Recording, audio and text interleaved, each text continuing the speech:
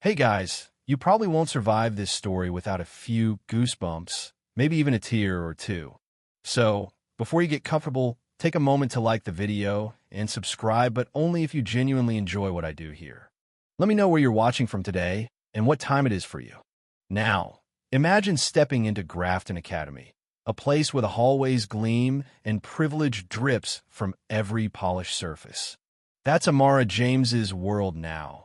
A 16-year-old navigating unfamiliar cobblestones with the rhythmic tap of her white cane. Dark glasses hide eyes that haven't seen the sun since she was 9, but they can't shield her from the whispers. That's her, the new transfer, someone mutters, followed by the sting of diversity admission. Yet, Amara moves with an almost regal dignity, perfected over years of appearing utterly unbothered. This kind of resilience? Historians still argue whether it's innate or forged by fire. The administrative office smells like lemon polish and old books, a stark contrast to the cloying scent of Mrs. Harrison's discomfort. I'm not entirely sure how to well with your condition, Mrs. Harrison fumbles, a common, slightly absurd reaction Amara's used to. Amara, with a calm that could rival a Zen master, simply states she can find her way, having memorized the campus layout from a tactile map. This kind of uncanny spatial awareness, a fringe tidbit some dismiss, is her secret superpower, honed nightly at a local dojo. Chase Williams, a confident, entitled voice on the other side of her language arts class, quickly identifies her as a charity case, the perfect target. He orchestrates the first accident at lunch. Orange juice, bright and sticky, splashes down her pristine white blouse. Oops, he smirks, waiting for the tears that never come. What puzzles him is her stillness, the almost imperceptible tilt of her head, as if she could see the trajectory. He has no idea this particular blind girl is a karate black belt. Talk about a comedic oversight. Chase, bless his oblivious heart, continues his war on Amara, completely unaware that his seemingly untouchable victim trains blindfolded each night at a local dojo, breaking boards and taking down opponents with terrifying precision. He can't see the black belt hidden in her closet, nor can he fathom the years of discipline that have forged her into something far more powerful than he could ever imagine. The bullies escalate, leaving tacks on her chair, which, oddly, she always detects, and mimicking her white cane walk for laughs. They even create a pathetic fake social media account in her name.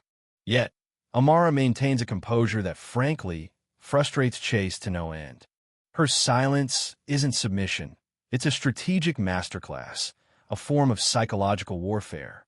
As Sammy, her coding genius friend, cleverly observes, she's disrupting their reward cycle by refusing to give them the expected emotional response. It's like trying to get a reaction from a very, very disciplined rock. The turning point comes in gym class during dodgeball.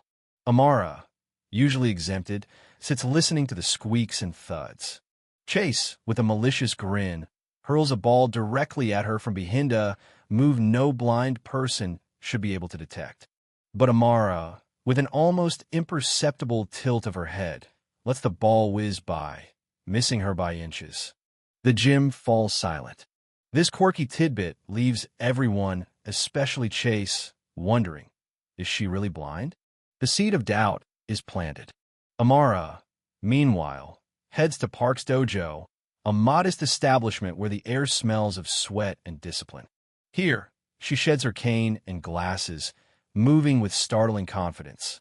Sensei Park, a stern Korean-American man, puts her through a rigorous sparring session, confirming her formidable skills.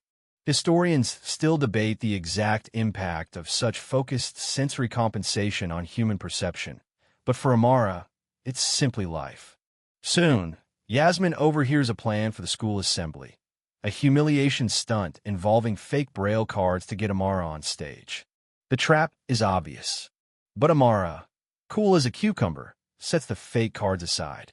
I'd like to share something I wrote yesterday, she announces, her voice clear and confident. It's called Sing. She recites a powerful poem about inner vision, about hearing smirks and seeing weakness. The auditorium, initially silent, erupts in applause. The stunt spectacularly backfires, transforming her intended humiliation into a moment of triumph. But Chase, infuriated, whispers, "This isn't over."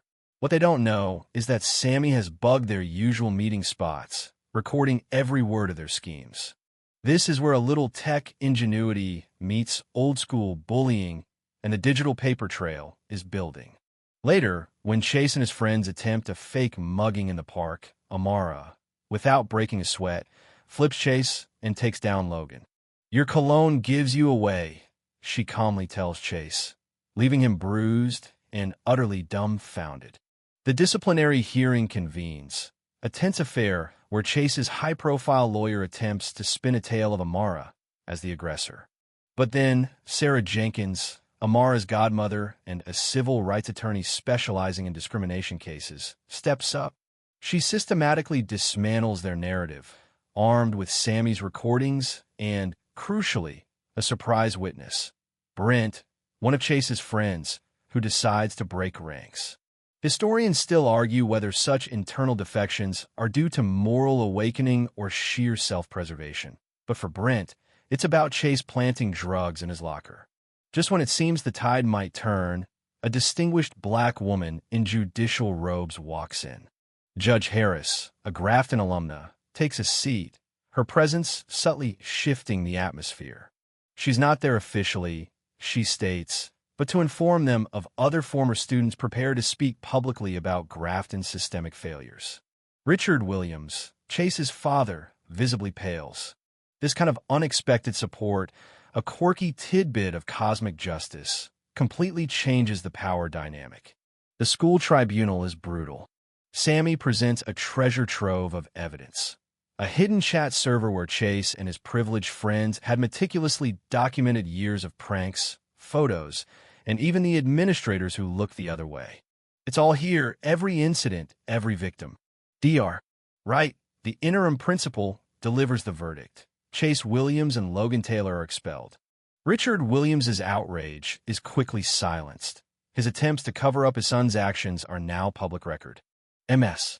Elridge, Amara's language arts teacher, even returns to admit her complicity, a rare act of professional honesty. And then, the true hero emerges. Frank Barnes, a school custodian who's been quietly keeping a notebook for 22 years, documenting every bullying incident, every cleaning request for offensive graffiti, and the names of every administrator who told him to keep quiet. It's an entire, horrifying history laid bare. The ripple effects are immediate. Richard Williams resigns from the school board, facing potential criminal charges. Sensei Park's dojo is rebuilt with community donations, and Amara is offered a position as assistant instructor. Yasmin secures a full scholarship, and Sammy's audio mapping device for the blind gets picked up by a nonprofit. Amara delivers a powerful graduation speech, not as a senior, but as a symbol of transformation. She speaks of finding light in darkness, and of justice not always being about winning, but about standing firm and speaking truth. The story inspires the Sight Beyond Sight program, empowering students with disabilities through martial arts. One afternoon, Emma, a young blind freshman, approaches Amara, seeking guidance. Amara, now the teacher, offers her own path. "Have you ever thought about learning to defend yourself?" Emma, scared but ready, begins training at Park's dojo. As Amara guides her through the first forms, she feels a profound sense of completion, knowing that courage, like knowledge, gains its true value when shared. You don't need eyes to see injustice. You just need the courage to stand against it. And in that moment, walking beside a girl who might have been herself a year earlier, Amara knew that courage, like knowledge, gained its true value when shared with others who needed it most. What would you fight for if the world tried to make you invisible? If Amara's journey moved you, tap that like button and subscribe for more stories that challenge what we think we